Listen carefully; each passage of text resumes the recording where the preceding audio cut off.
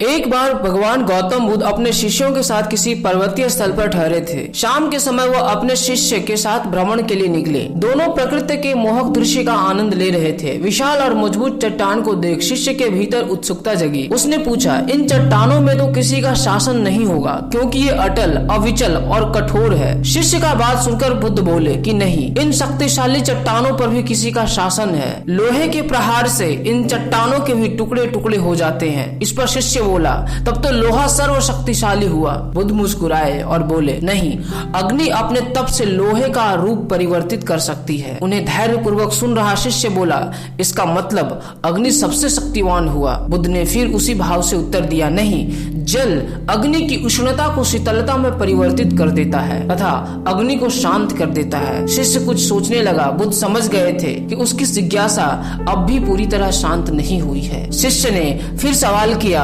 आखिर जल पर किसका शासन है? भगवान बुद्ध ने उत्तर दिया, वायु का। वायु का वेग जल की दिशा को बदल देता है। शिष्य कुछ कहता, इससे पहले ही बुद्ध ने कहा कि अब तुम कहोगे पवन सबसे शक्तिशाली हुआ। नहीं, पवन सबसे शक्तिशाली नहीं है। सबसे शक्तिशाली है मनुष्य की संकल्प शक्ति, क्योंकि इसी से पृथ्वी, जल, वायु, अग्नि इत्यादि को नियंत्रित किया जा सकता है। जीवन में कोई भी महत्वपूर्ण कार्य संकल्प शक्ति के बगैर असंभव है। इसलिए अपने भीतर संकल्प शक्ति का विकास करो। दोस्तों, आपको ये भगवान बुद्ध की प्रेरणादायी कहानी कैसी लगी? अगर अच्छी लगी हो तो कमेंट करके जरूर बताएं और आगे और इसी तरीके का वीडियो देखने के लिए चैनल को जरूर सब्सक्राइब करें। धन्यवाद।